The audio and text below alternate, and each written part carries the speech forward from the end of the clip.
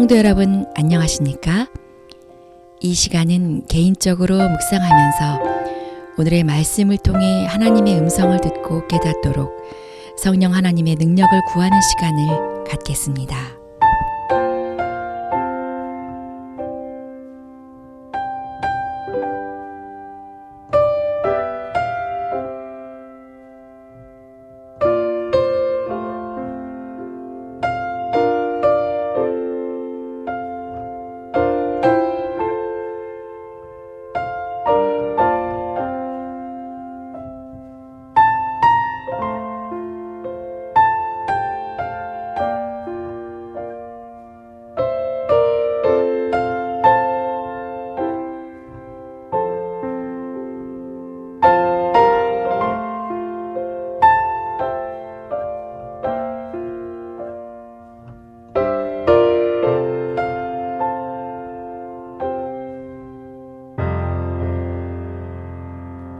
이 시간을 기도로 시작하겠습니다. 하나님 아버지, 저로 하여금 오늘을 살도록 인도하시는 하나님의 말씀을 성령 하나님이 주시는 지혜로 깨닫게 하여 주시옵소서. 예수님의 이름으로 기도합니다. 오늘 말씀은 창세기 35장 23절부터 36장 8절까지의 말씀으로 야곱이 4명의 아내를 통해서 얻은 12명의 아들과 함께 아브람과 이삭이 살던 고향 헤브론으로 가는 이야기와 에서가 3명의 아내를 통해 얻은 후손들과 함께 세일산에 머문 이야기, 그리고 이삭이 180세에 죽게 되어 야곱과 에서가 함께 장례식을 치르는 이야기를 기록하고 있습니다. 오늘 본문에서 발견되는 하나님은 어떤 하나님이실까요? 하나님은 에서와 야곱에게 후손을 주시겠다고 한 약속을 이루어 가시는 하나님이십니다. 그동안 야곱과 에서는 어머니 복중에서부터 다투고 장자권을 두고도 경쟁했으며 야곱의 아내인 라헬과 레아도 서로 시기하고 경쟁했었습니다. 모두가 잠잠히 복주시기를 기다리지 못하고 모두 제 힘으로 쟁취하려 했기 때문에 하나님의 약속을 성취하는 과정은 결코 순탄하지 않았습니다.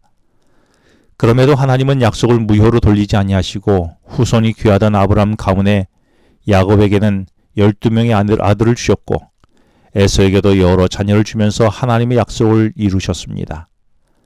뿐만 아니라 36장 7절에는 두 사람의 소유가 풍부하여 함께 거주할 수 없음이로라.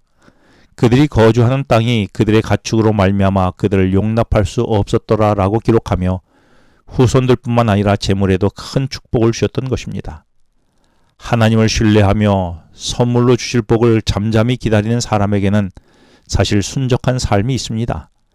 그러나 내려놓지 못한 나의 욕심은 내 삶을 고통스럽게 하지요.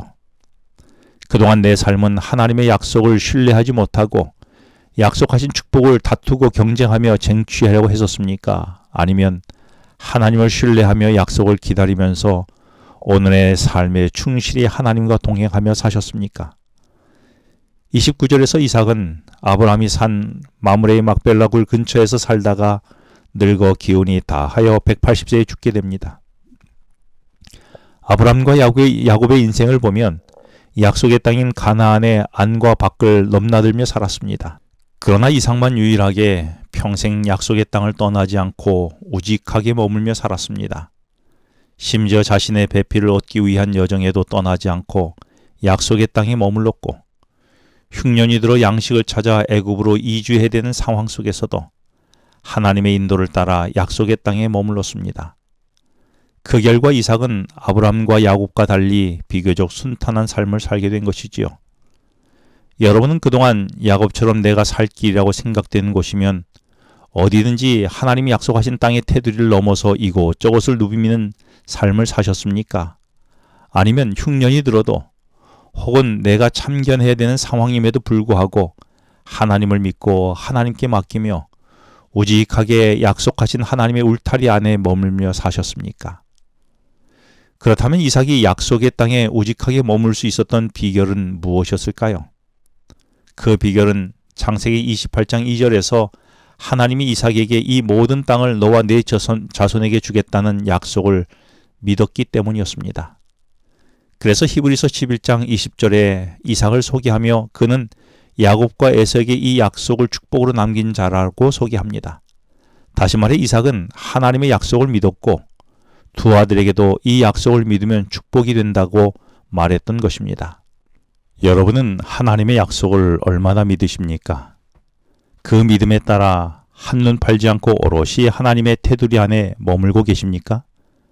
여러분의 자녀에게 여러분은 어떻게 가르치며 축복하십니까?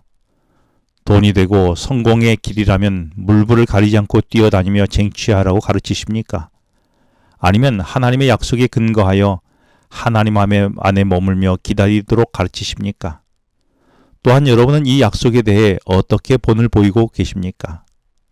창세기 35장 29절에서 이삭의 장례식에서 한동안 원수로 살았던 야곱과 에서가 서로 화해하며 함께 아버지의 장례를 치르게 됩니다. 생전에 가정을 화합으로 이끌지 못했던 이삭이었지만 죽음을 앞두고 형제가 화합하는 모습을 누리게 된 것입니다.